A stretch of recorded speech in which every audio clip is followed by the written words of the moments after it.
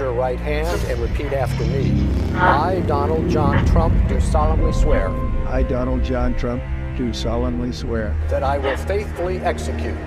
That I will faithfully execute. The office of President of the United States. The office of President of the United States. We have been given a gift by God today to usher in a new dynasty. Now you get RFK Jr. Don't you want a president who's going to make America healthy again? You get Tulsi Gabbard. Putting our country in a continual state of war. You get Elon Musk and you get J.D. Vance. A hell of a way to start the next 4 years. The right-wing Avenger. We have an army of digital soldiers. Department of Defense under Donald Trump will achieve peace through strength. Shut down the FBI Hoover building on day one. The rescission of 78 Biden-era executive actions, executive orders, presidential memoranda, and others. The golden age of America has most definitely begun. Begin preparing the 30,000-person migrant facility at Guantanamo Bay. They're getting the dirt bags off these trees. There's one guy who can fix this shit, and it's Donald Trump. What's storm, Mr. President? You'll find out.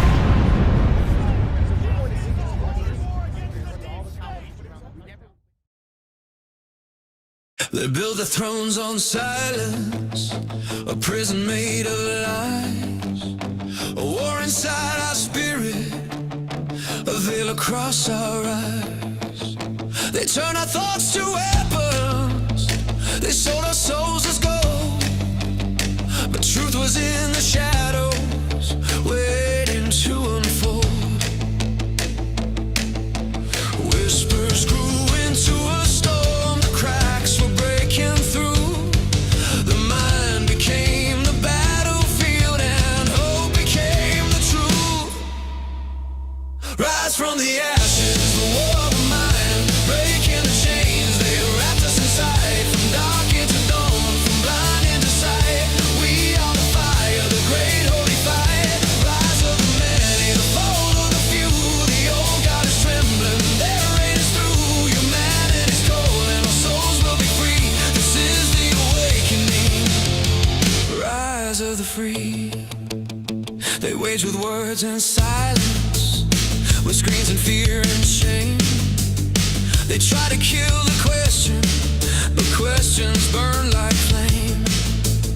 The stories they constructed collapse before our eyes, for truth is not a victim, it never truly dies. The sleeper now is waking, the world begins to roar, no chains can bind the rising tide, we're slaves of mind no more. Rise from the ashes, the war of the mind, breaking the chains, they wrapped us inside, from dark into dawn, from blind into sight.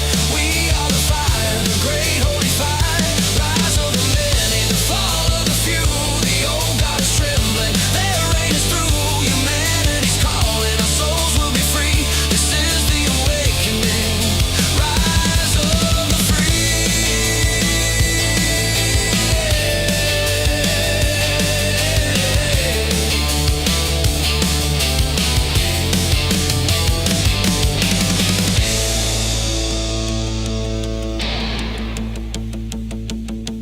The war was never spoken, it raged in thought and scream, but armies born of silence have risen, have been seen. Every lie has met its end, every shadow lost its crown. The light of man is breaking in, the walls are falling down. Rise from the ashes, the war of the mind, breaking the chains, they wrapped us inside, from dark into dawn, from blind into sight. We are the fire, the great holy fight, rise of the many, the fall of the few, the old God is trembling, their reign is through, humanity's calling, our souls will be free, this is the awakening, rise of the free.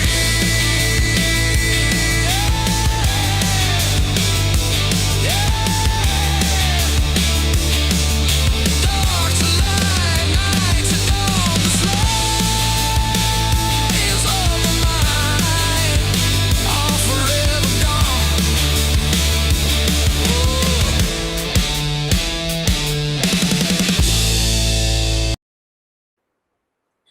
Good morning, good evening, good afternoon, wherever you are in the world. My name is Josh, and welcome to the Red Pill Project's Daily Dose, live with you Monday through Friday. I hope everybody is doing well out there and having a fantastic start to their weekend. It is Friday, and you know what that means for everybody out there. Tonight we have the live Q&A. So it's on Zoom. Just give everybody a heads up on that. And so if you want to join in on that tonight, directly after this show. So right when this show ends, I'm hopping on Zoom and we're going to do a good hour on there, taking your questions. And so if you want to join in on that, you just got to be a premium subscriber on any of our channels. And so how to do that? Well, go to redpills.tv. Go to redpills.tv and you'll see premium right there at the menu. On the menu, premium. Just click on that premium thing. You'll see all the different places that you can subscribe. YouTube, SUBSTACK, Locals. We got X and Social Red Pill. SocialRedPill.com, our private social network. So appreciate you guys. Thank you so much. The album rocks. Thank you so much. I got a new one coming out here soon. I got like a few more songs that I'm writing and finishing. I get like a lot of them were personal songs that I wrote years ago. And by the way, this is not like a patriotic one. This is more of a personal one, but it's music I actually wrote again. So I did all the musical content, and I actually recorded all these, sung all these, but then I can't put my voice out there because I have a rapsy, horrible voice from singing, but definitely modified with AI. But they're great songs, so I hope that you guys like them. I have that coming out here in the next few weeks. I know it's supposed to come out already, but we get busy. All right, let's jump right into it. Tonight's show, the strategic checkmate. Iran was a strategic checkmate. I think we're all understanding that. And the moves that Donald Trump did today are definitely signaling that things are about to change drastically. And I'm going to give you a perspective that not many people are getting on Iran, because the various different perspectives you got on Iran right now, oh my God, it's World War III. Oh my God, it's a holy war. Israel and Iran are going to go at it and nukes are going to fall. Oh my God, Iran's just getting started. This is going to be a 10-year war, sleeper cells, all this stuff. I don't think anything like that's going to happen. I think it's actually quite the opposite. I think this is going to be over very, very fast. But I did hear some rumors today that in the rumor mill that Netanyahu was dead, and the video that was posted yesterday was AI. Guys, we're not that lucky. Come on. Sure, but we're not that lucky. Come on. It would be interesting. It would definitely be an idea of saving Israel for last, right? So I was with Nino a little while ago, and he kind of brought some things to my attention that were happening. And he will be posting that, I think, on Nino's Corner tonight or tomorrow. But a few different things that were happening that I failed to notice, and I'm glad he brought it to my attention. And then I went and did some research, and I found this. 3 airports in Washington, D.C. area are under ground stop due to equipment outages. The FAA is working to address the source of the strong odor coming from the Potomac TRACON and the key radar facility that controls the airspace for the entire D.C. region. Now, that's kind of interesting. But there was something else that happened, and I believe that this was today with Scott Bessent.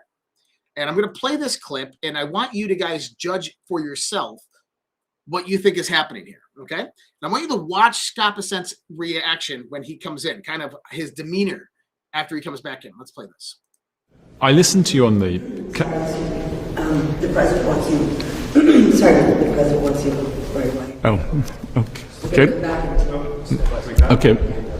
No problem at all. See you shortly, Mr. Secretary. You can work that in. Mr. Secretary, I have to say, it's a first, I'm sure a last as well, that an interviewee's been pulled away to go to the Situation Room. How was the president? Was he stressed? No, the president is in great spirits. The Iranian mission is proceeding well ahead of schedule. And I have to tell you, Wolf, that I have a teenager who's considering military service, and I could give this team my highest compliment, from President Trump to the head of the Joint Chiefs to the Secretary of War. I would say that I would trust my child's life in their hands. Okay. A few different things. So he goes from very loose and regular interview to coming back, and he can barely get words out because of his emotion. You look at his eyes are red, almost like he was crying. He's talking about his children, bringing his children into it. Something happened in that meeting. I don't know what it was. I don't know what he was told, but he is obviously shaken. So was this due to the same thing that's shutting down the 3 airports in the DC region? My thoughts and theories, we heard about sleeper cells. We heard about California, but what if it's a dirty nuke? What if it's a imminent threat within the Washington, D.C. area? What if, and this is a big if, but this is one of my speculations. What if they went to the Situation Room and were briefed that cabinet members are now clear targets for this war, and there's direct threats inside the United States? I think that is potentially what he was told. Something to scare him to his core, which very, very real. This isn't a movie. This isn't a game. But on the other side of this, I don't think it's the Iranian regime that we're dealing with here. The Iranian regime is finished, guys. What we are watching now is the slow demise of the old regime and the vacuum that comes in its place. The next few weeks are going to be critical for the future of Iran. If the Persian people want their country back, now is the time. And I think that we're going to see something very similar to like a Persian Spring, an Arab Spring, Persian Spring happening in Iran over the next couple of weeks. But we're getting indications that things are not what they seem and not what they are being reported. And the few different things to keep in mind here is that there's massive disinformation out here. There's massive propaganda and influence ops going on right now. And this is coming from Israeli intelligence. This is coming from Chinese, Russian, Iranian. This is coming from U.S. intelligence. All levels of intelligence are trying to control the narrative and what you think and believe. Now, going back into this conversation, the U.S. State Department offers bounties up to $10 million for information on IRGC leadership, including the new Supreme Leader. We had Pete Hegseth come out today and say that he's got his leg amputated, he's in a coma, he's disfigured, and that he's not even in control. This is interesting. Iran's heir apparent is apparently in a coma and has no idea he's running a country at war. This regime is out there publishing statements while sources say the man can't tell you what year it is. Two things can't be true. Either he's conscious and they're hiding it, or he's out cold and they're faking statements. In other words, there's absolute panic within inside the theocratic aspect of Iran. Then on the other side, you have Pezeshkian, the Iranian president, just walking around and strolling around the Iranian streets. Remember, I told you this, that the U.S. and Israel are not striking the civilian politicians of Iran. They are only striking IRGC clergy, mullahs, in the theocratic dictatorship. Now,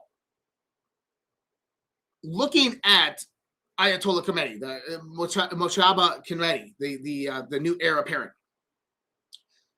Rumors are that he's dead. Rumors are that he's in a coma. Rumors are that he's alive and well. Other rumors are that he had his leg amputated. Who knows? The thing is that there's now $10 million bounties out there. And how many people from Iran, from the IRGC into the clergy, into the political centers, have came forth and already contacted the United States intelligence and contacted the United States military, stating that they are ready to turncoat? Dozens, if not hundreds. How many of them are willing to cash in on $10 million to sell out the regime? This is what I'm saying. Iran, the old regime is done. It's over. We are now watching the demise of it. But see, there's also another point here. I think that this might be orchestrated for a reason. That the United States is out there propagating this information that Khomeini is dead or incapacitated and not coherent for a reason. Whether he is or isn't, I do believe that their strikes are actually trying to target him. Not Israeli strikes, American strikes. John Solomon posted a great piece today. Mojtaba Khomeini reported $3 billion financial empire includes $48 million London homes financed by Israeli financial firms. That's right. The purchase took place in 2013 when Khamenei was still behind the scene figure supporting the leadership of his father, who was killed February 28th. Research revealed that the loans worth 36 million in UK pounds were made by Toplin, an investment group owned by Israeli brothers Sol and Eddie Zakai. In other words, Khamenei has massive amounts of financial interest in real estate out in the world. And much of it is financed by Israeli companies. I want you to put that together. You remember all the conversations that Israel controls Iran, the regime of Iran? Start to piece all this together. Now bring that into kind of saving Israel for last. Now, rumors of Netanyahu, all this stuff. What we are beginning to see, though, is Israel is prepping for a long-term engaged war. Potentially 400,000 ground troops that they want to enter into Iraq, into Iran, to completely eliminate the IRGC. But see, Trump, he has various different objectives. His objectives are very, very simple. And if you look at those objectives, you see something actually formulate here. His objectives is completely eliminate the military infrastructure of ballistic and hypersonic missiles, which, by the way, the U.S. military has systematically done. For every one missile that Iran launches, they lose dozens, if not hundreds. And right now, it's down over 90% of the amount of firings of those missiles. Next is destroying any resemblance of Iran's nuclear program, which they just bombed all of these secret Iranian nuclear facilities, which are completely dismantled. The other one is removing the 60% refined uranium from Iran. And this is part of Trump's negotiation, is basically they have to hand over this uranium. Now, Vladimir Putin came in today, called Donald Trump and said, hey, we will take possession of that uranium. And Trump's like, no, not happening. You want to know why? Well, at least my thoughts on why. Because that uranium that Iran has came from Russia. And Russia got it from the United States through Barack Obama and Hillary Clinton through the Uranium One scandal. And Trump wants it back. But last night, something happened. Donald Trump put out a very, very pissed off post on True Social saying tomorrow we are going to take them to town, talking about Iran.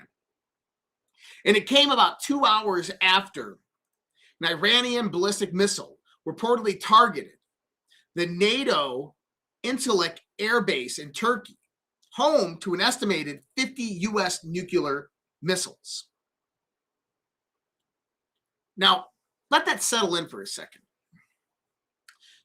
Yes, the regime is desperate, but they still have political leadership, which they are leaning on after their decapitation event. Everything that we've seen with Iran, and this is a major point to put out there, everything that we have seen with Iran militarily has been defensive in nature. Defensive. For Iran to send a ballistic missile into Turkey, a NATO nation, towards a U.S. base that is housing nuclear warheads, that's a death sentence. That not only now you have the U.S. and Israel engaged, now you have Turkey and Egypt, and now you have NATO engaged. That move doesn't make any sense. Iran would not do that.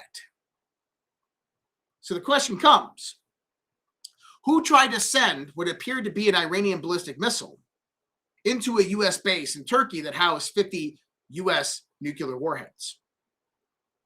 My guess is someone who wants to wage an all-out war, wants everybody engaged in it, and wants Iran wiped from the face of the earth. That's my thoughts. Someone asked, why would the U.S. have nukes in Turkey? The U.S. has nukes in every NATO nation. That's one of the points of NATO, was distribute our nuclear arsenal across the world to keep Russia at bay. China's a good guess, but I don't think it was China. I see. Listen, I'll tell you even the same thing. Is right now China is kind of had their knees cut off. China is not going to FAFO at this point in time. They are being absolutely decimated by Donald Trump and their waging of unrestricted warfare. He's creaming them. Right now, China couldn't make proxy moves if they wanted to. Someone said, wrong, Josh, the IRGC would do that. No, actually, the IRGC would not send a ballistic missile to do that. The IRGC would utilize various different sleeper agents or rebel groups within Turkey to actually go put an incursion on that base and utilize suicide kamikaze drones to fly them in to the missile storehouses. They wouldn't send a ballistic missile, which they know is going to get shot down, just to send a message. It's a point of strategy and tactical military movement. So sending 1 or 2 ballistic missiles 4,000 miles away to Turkey is not something the IRGC would do to hit a base in Turkey. That makes no sense.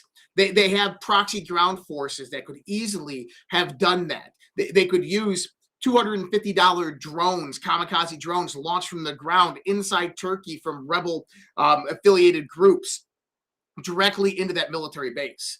So the rationale behind it is you got to look at it from a tactical and a strategic standpoint from Iran, and what they've been doing tactically so far is all defensive. If Iran was going to progress this war to the next stage, they would have already enacted Hezbollah, the Houthis, Hamas, and all these other various different aligned, the LSE aligned rebel groups in these foreign countries to turn and start to target Israel and U.S. bases. That hasn't happened yet. And that hasn't happened because a lot of those networks have been infiltrated by the Mossad after the Hezbollah decapitation event. But also, I think it hasn't happened yet because right now, Iran is licking their wounds.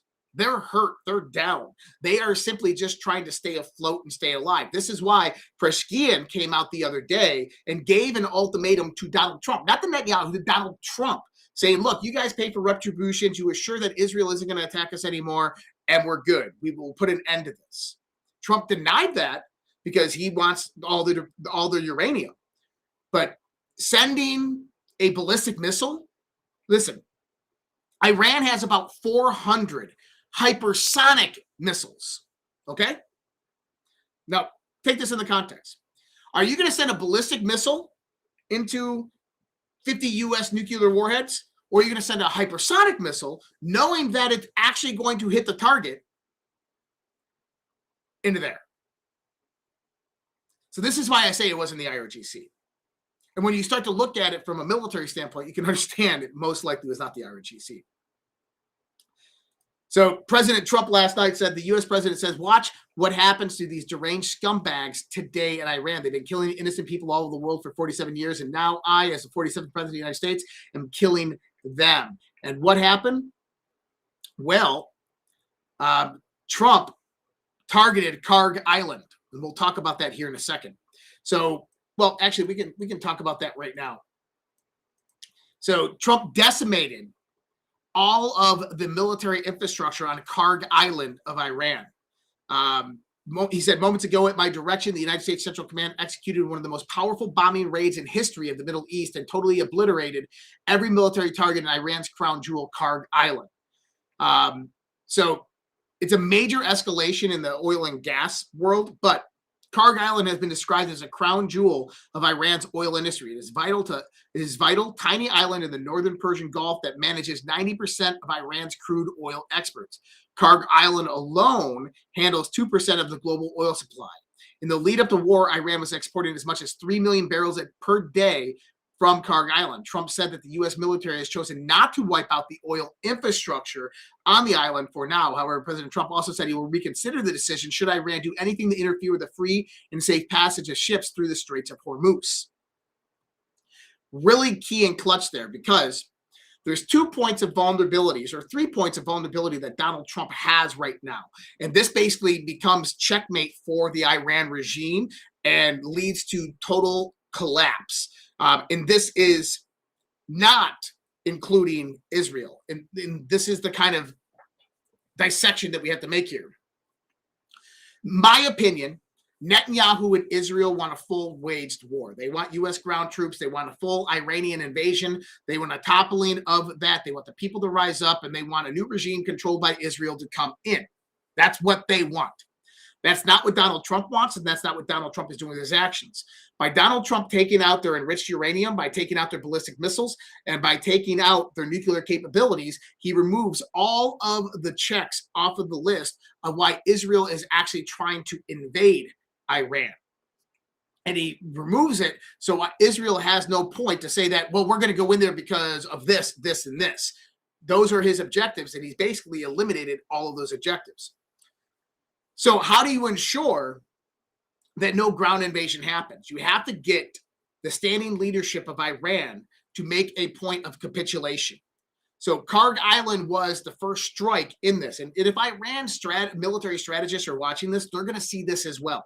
What they're going to see is, okay, now we have Kharg Island, which is completely vulnerable. If the U.S. bombs Kharg Island, basically their economy is rendered useless. It's over. It's done. All of their oil infrastructure is completely decimated. Next, President Trump said Iran's electrical power grid could be taken out by the U.S. within 1 hour, and it would take over 25 years to rebuild. So now you have 2 points of contention. You have the Iranian electric grid. Then you have the reservoir and dams in Iran, which basically supply water to the majority of their population. So there's 3 points that Trump will go to ensure that this regime absolutely collapses. So they're at their capitulation point, and there's very few things that they could actually do. Now, this is important because when we start to look at the larger picture, I don't think that the 2 active shooters yesterday were Iran or organized by Iran. I think maybe they're organized by rebel terror organization groups in the Middle East that are maybe under control of a foreign intelligence agency. I think that that's more plausible.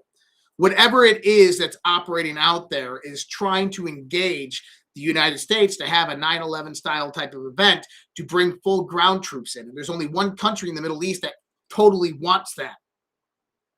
And it's not Iran. It's not the United States. Not Saudi Arabia. It's not UAE. It's not Qatar. It's not Oman. Just keep that in mind. So the American drone warfare is starting to pick up. I saw this today. Merops interceptor drones are now being deployed to the Middle East, over 10,000 of them. This is kind of interesting. Iran has been draining U.S. missile defenses deliberately, forcing 4 million Patriot missile interceptors to kill 20,000 Shaheeds, which are the drones. The mass was bleeding America dry. Not really. The 3,000 drones killing a 20,000 drone is a completely different equation. So America finally found a cheap answer to drone warfare. And it's kind of interesting because I know the Merops interceptor drones, and these are just basic drone configurations. This is nothing crazy. I talked about this a little last night, how people are thinking that Iran's going to send these kamikaze drones over into California and take out, the Golden Gate Bridge or anything like that. And that's just not how this would operate. If you're going to have a terrorist attack on American soil in the modern day, and it's going to be waged by radical Islamic terrorists, who's controlling, whether it's some foreign intelligence agency or whether it's Iran, what's going to happen is you are going to use basically hobby drones. You're going to use $50 to $100 hobby drones. You're going to outfit them with some grams of Semtex or some type of explosive. You're going to wire that up, and you're going to fly 1,000 of them towards a target with absolutely zero defenses. What targets? Water purification stations, electric grid, military bases within California or coastal territories, Washington. This is what you would do. Why? Because it's cheap, it's effective, it's efficient, and there's really no trace back to you. So keep that in mind. If we see something like, modern warfare, like, Iranian kamikaze drone flying over the United States and crashing, it's just not going to be like that. But the U.S. drone problem, they found cheap drones. I want to give you an idea that those drones have about $250 worth of material in them. They're about $250 drones that the U.S. government's buying for $10,000. So if you're out there building drones and you got a good business idea, the U.S. military will definitely buy them on the cheap. So we're going to transition here in just 1 second. I'm thirsty, man. 1 second. I gotta get a little sippy sip. Bubbler. All right.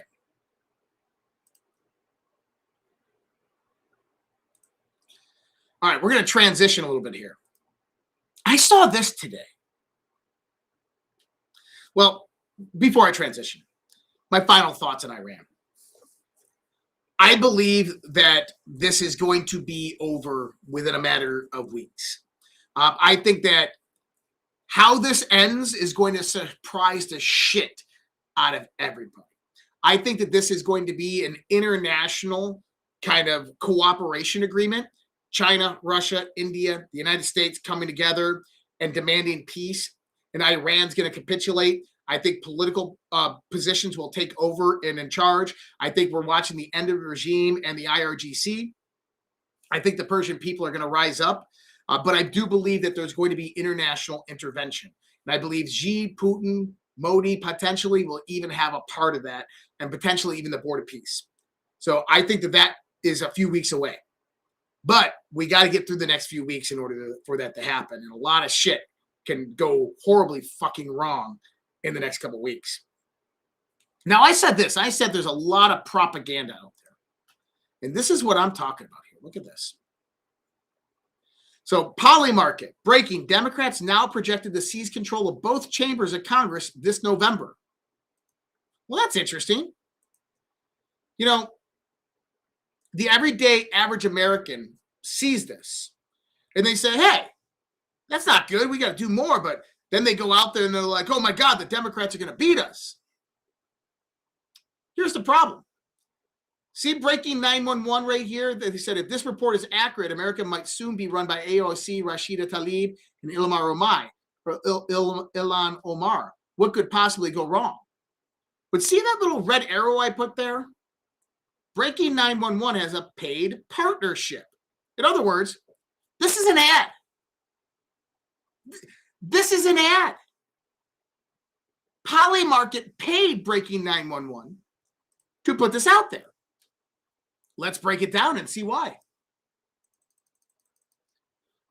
What should immediately stand out about this Polymarket post, it's a paid promotion. That alone should be a red flag. This isn't organic analysis. It's advertising.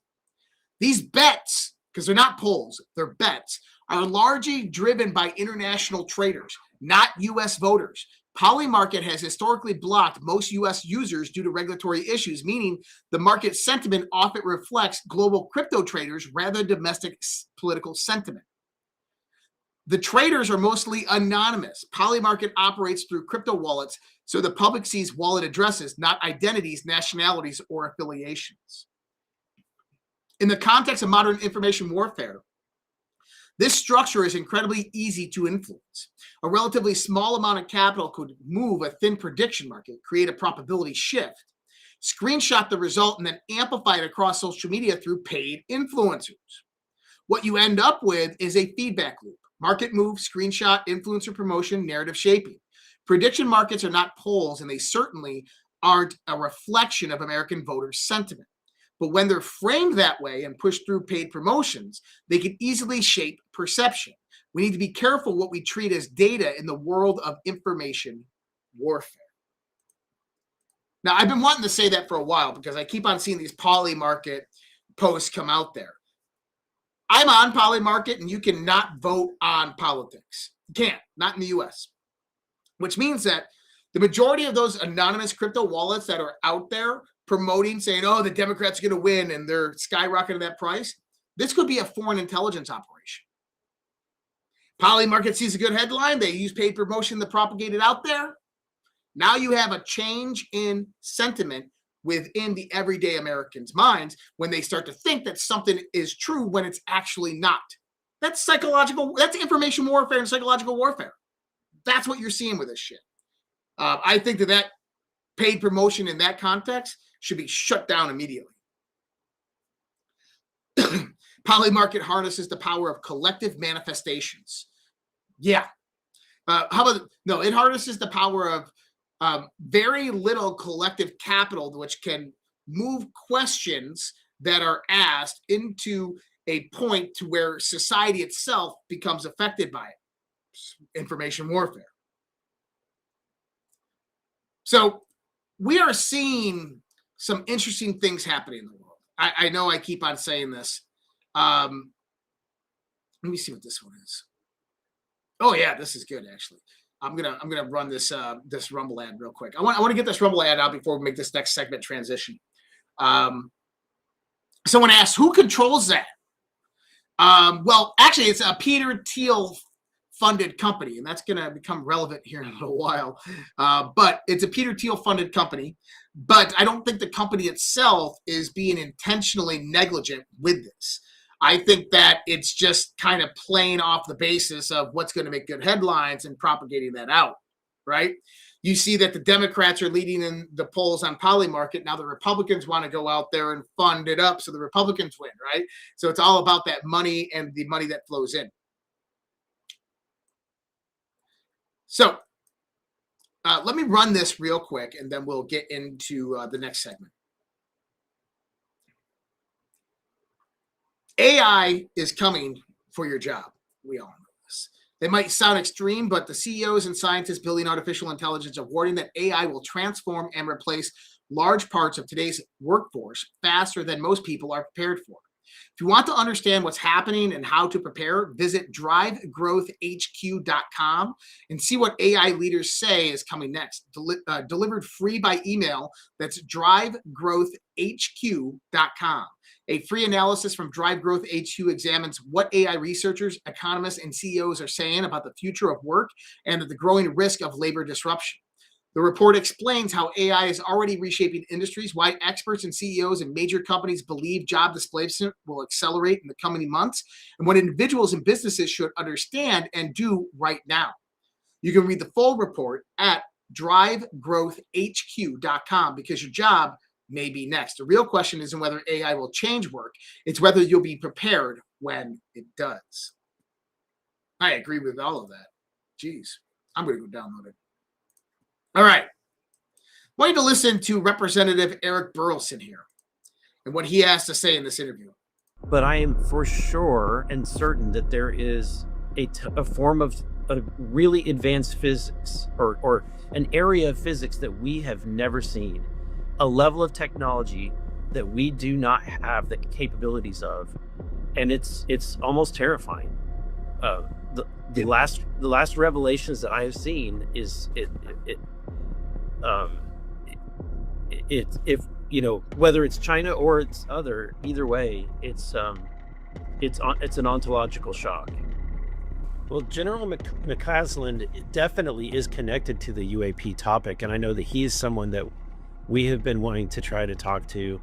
I know Grush has attempted to communicate with him, and he's been actually. I'm surprised that anything is happening, or that has something that has happened to him, given the fact that he has been pretty difficult to communicate on. Every time that anybody's reached out to him, he said that he has nothing to say on the topic. So maybe I don't know, but he certainly, we believe that he has a lot to say about this topic. Just seems like a pants on fire moment for a guy like him, whether there's UFO involvement or not. For him to just vanish, possibly abducted by foreign interests or others, that's a huge moment. Now, the story's kind of picking up steam in mainstream media finally, but geez, it seems like it should be front and center. Okay. So 2 things that Representative Burlison said there. Number 1 is that there's a physics out there in these communities that is an ontological shock to the world. That's far beyond advanced than anything we could ever imagine. He's very right. He's very correct on this. Then McCausland. McCausland oversaw a lot of these projects, or apparently oversaw a lot of these WUSAPs and USAPs over at Right Pat. Probably been in that arena for probably 20 plus years. And he magically, 2-star general, retired back in 2014, goes missing recently. Been missing for coming up on a month now. That's a national security threat. And I'm hopefully going to put some of this all together here. In UFO news, something actually interesting. Eerie trio of UFOs spotted chasing each other over New York City. This was kind of crazy. I don't believe that these are extraterrestrials. I think these are ours. I see them all the time out here in Minnesota. I saw them all the time out in Colorado. They would chase each other around. They would go like this. And so, but UFO sightings are happening again. Going back into the McCaslin thing, I made a post a little while ago on the UFO UAP. I said there's a war being fought in the shadows about UFOs and UAP disclosure. People like Peter Thiel are set to capitalize on disclosure in a very big way. It is Thiel who is behind the scenes pushing Trump for the release of the information, which will be a controlled disclosure to gain executive authority over the programs. So I want you to think about this. The UFO disclosure announcements and all of that stuff that's coming about, this isn't for you. This is for the scientific community, and this is to begin the process of regaining executive authority over these projects. Once that is done, Peter Thiel and company will move in for the defense contracts. It's the next big space race, and they want to control it. So now Ty and McCaslin goes missing. This is probably the one person in the world who knows about all the projects, knows the whereabouts of all the locations of all these projects, knows the advanced physics behind it. And apparently he was coming down with dementia, so he wouldn't have been having his memory very much longer. And then he goes missing. My thoughts are is he was taken by U.S. intelligence. That's my thought. My thoughts are McCaslin was taken by U.S. intelligence. Not foreign intelligence, not anything else, U.S. intelligence. He became a liability because of his mental and health condition. And I think they went and scooped him up. I do think he's alive, but I think that they went and scooped him up. But when we start to look at the whole UFO disclosure thing, this is the point of context I want to put out there. There's factions right now fighting to gain control and power over this information. That they want the Trump administration to get executive authority over these projects so that they can move in and take them over and bring about a commercialization of this technology, but then control it wholeheartedly. This is what I'm getting. So remember, I told you this is about getting it out of the getting it out of the WUSAPs and the USAPs, getting it into the Genesis mission, getting the science figured out, the innovation figured out. Then companies and corporations, Elon Musk, SpaceX, Peter Thiel, so forth, bringing the investment capital in and funding the next space race.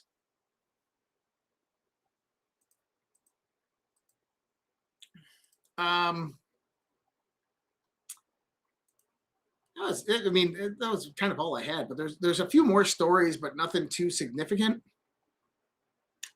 A few more stories. Okay, how about this one? Secretary Marco Rubio is meeting the moment. Cuba's dictator has said that the national broadcast he's negotiating with Trump's team. Remember, Trump said a few weeks ago that the Cuban regime would soon fall. And now the Cuban regime is meeting with Marco Rubio and negotiating. In other words, the Cuban regime has capitulated to the Trump administration, and we potentially will see Cuba becoming the 51st state or a province very similar to Puerto Rico. I think that that's a very big possibility. Then today, President Trump reposted a post of Claudia Sheinbaum, Mexico's president, in Spanish, but it says Sheinbaum admits that Trump called her to eradicate the cartels, and she said no, proudly no. And they said that they're not a narco government. It's obvious the narco terrorists own her. And I'm saying round two is coming. We're not done with Mexico. Round two is coming with Mexico, and it's coming very, very fast. Okay, let's go over here. And I wanted to see what we got for questions coming in. He says, no science for you and me. Yeah, that's exactly right. No science for you and me. All right. Just checking cover. Yeah, I did cover Kharg Island, Kelly. It was towards the middle of the show. All right, guys. Some final thoughts here. Iran, I think that it's going to be really, really interesting. I think that our highest level of domestic threat is over the next 2 weeks. I think next week and the week after is going to be the highest threat. And this is where we potentially could see foreign intelligence operations on American soil disguised as Iranian operations or terrorist events, or potentially even legitimate terrorist events and more active shooter situations, or even organized terrorist events. I hope not. I pray that we don't. I don't think we're going to. And the reason I say that is because there are back channels between the civilian political leadership of Iran and the Trump administration, and that I believe much of what you're seeing with the fall of the regime was planned by their political leadership. This is what they wanted, and they're just kind of going through the movements right now. So I think that this is why we see the lack of jihad that's actually coming out. But you have countries like Israel that want to wage a holy war. So you got to kind of keep that in mind when we're watching this unfold. But Trump is smarter than that. Trump gets it. Trump understands it. So I trust Trump. I know that we're going through a very chaotic time right now, but I got to trust Trump on this one. We're going to be heading over to the live Q&A. And if you guys want to join in on the live Q&A, there's a great way to do that. You just go over to redpills.tv. And that's my primary website. It's actually a pretty cool website, I thought. Lots of cool shit on there. But you can go on over to redpills.tv. And if you're on the web, right, you can go over to redpills.tv, and then you go to premium right here, and it's going to show you where you can get that premium subscription to join in on our live Q&A that is going to be launching here in just a few minutes. If you guys want to support us in any way, help support us and keep alternative media alive, because we are 100% completely user funded and based, right? Like we are only doing this because you guys are listening. And I mean, that's a bold statement, but that's the truth. You know, if it wasn't for our sponsors and our audience, we wouldn't be able to do this and sustain this day in and day out. So, and we spent a lot of time, energy, and effort putting these shows together, getting this information, aligning it right, going to our sources and researching all of these things. So I appreciate you all on that and supporting us. Premium access is one way to do that. The other way is just go over there and go to the support tab at the top, and you got Cash App, Rumble Wallet. You got our crypto wallets right there. And then you have our Give, Send, Go campaign right there, which you can also find just by going to, it's actually really easy to find, give.redpills.tv. That's not it. Give.redpills.tv. Give.redpills.tv. So appreciate you guys. Thank you so much for support. Hopefully see some of you guys over there in the live Q&A, which will be immediately right after this. I'm going to hop in there in a few minutes. I will post the link to all the premium subscription channels right after I join it. So watch out on the YouTube for the premium, X for the premium. In Substack, make sure it's in the chat. You go to the chat, you'll see decentralized media, and you'll see the new message come. You'll also get it in email. And on YouTube, it's in the post section. On X, it'll be on the main feed. You can just filter by premium subscription or by a subscriber post. And then on Social Red Pill, it'll be in the main feed. And on Locals, it'll be in the main feed. So appreciate you guys. Thank you so much. I did see a super chat come in on YouTube. That was Carl Centers, $10 super chat. Just wondering if you think there's a chance that Trump is actually a controlled bad guy. What percent chance that he could be a deep state plant? Do you think 1 to 100%? I say less than 1%. And the reason I say less than 1% is because, well, number one is you have to define deep state. So he's definitely not a globalist, and that's who we're taking down. And is he a faction of power and control? Yeah. Is that faction and power and control have the same agenda that you and I do as American people? No. But it's a kind of different context in theory that you have to arrange that in. Does he work for the globalists and the deep state as we know it? No, absolutely not. It's a different faction that has taken over the world, and they're bringing about a more kind of inclusive world for other nations. Other nations will rise up. This is the pre-staging before we enter into space. And Trump has been picked to produce that leadership for that by very powerful people in the U.S. military. So appreciate that super chat. Thank you. All right, guys. Let me go here, grab this guy. And if you like music, don't forget, go out there, redpillsmusic.com. You can also find it on that primary website. But I will see you guys in the Zoom here in just a few minutes. Much love, respect. God bless. Take care. Have a great night. See you next time.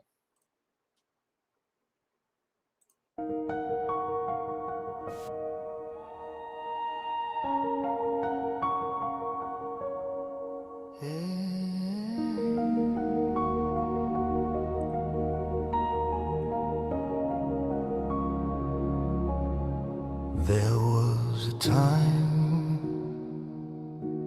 when our children stood tall, hand on their hearts, one voice for all. There was a time when honor had weight, when the flag was a symbol, not a debate. There was a time when our history was known, with pride in the rules that made us our own.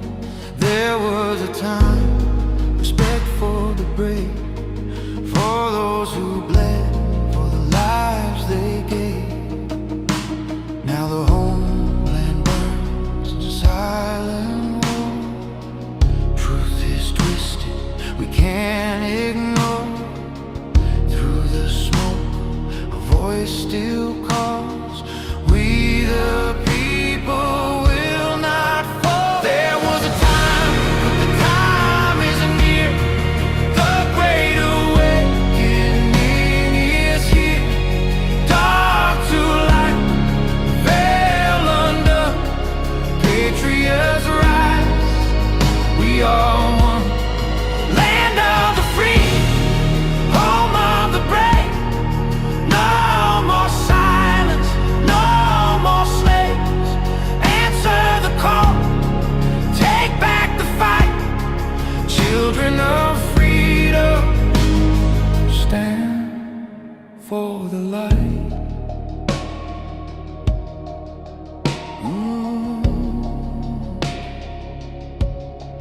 There was a time when truth was clear, when the media served, not ruled by fear. There was a time when leaders stood fast, guarding the people, defending the past. Now corruption wears a crown, lies are fed to tear us down. But Q said watch, and Q said see. The silent war will set us free. From the front lines, soldiers stare, wondering if we're still there.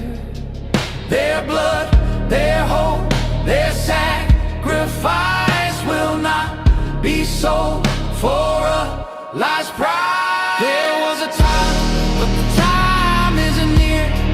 The great awakening is here. Dark to light, the veil undone. Patriots rise, we are one. Land of the free, home of the brave. No more silence, no more slaves. Answer the call, take back the fight. Children of freedom, stand for the light. Freedom is never more than one generation away from extinction. It must be fought for, protected, and handed on. Or we will spend our sunset years telling our children what it was once like in the United States where men were free. There was a time, the time is near. The great awakening is here. Dark to light, veil undone. Patriots rise, we are one. Land of the free, home of the brave. No more silence, no more slaves. Answer the call, take back the fight. Children of freedom, stand for the light. There was a time, there was a time. Now is the time. Do it, Q. I don't have to tell you things are bad. Everybody knows things are bad. The air is unfit to breathe and our food is unfit to eat. I don't know what to do about the depression and the inflation. I want you to get mad. I have come here to chew bubblegum and kick ass. And I'm all out of bubblegum. People should not be afraid of their governments. Governments should be afraid of their people. The more you fuck around, the more you're going to find out. These people are still a part of that system, and that makes them our enemy. We accept the reality of the world with which we're presented. It's as simple as that. I want you to get up right now and go to the window, open it, and stick your head out and yell, I'm as mad as hell, and I'm not going to take this anymore!